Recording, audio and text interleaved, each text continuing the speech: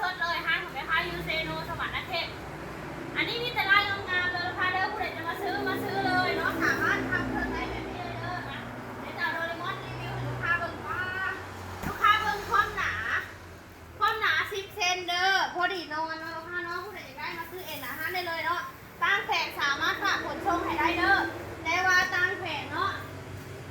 จะมีบวกเติมน้อยนึงเด้อสำหรับค่าเครื่องและก็มีเก็บเงินปลายทางเด้อรุ่นนี้โอนมาจำเพียงแต่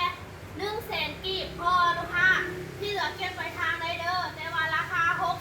630,000 กีบคือโอนเบิดเลยค่ะเก็บปลายทางมีบวกเติมน้อยนึงนี่เลยลูกค้า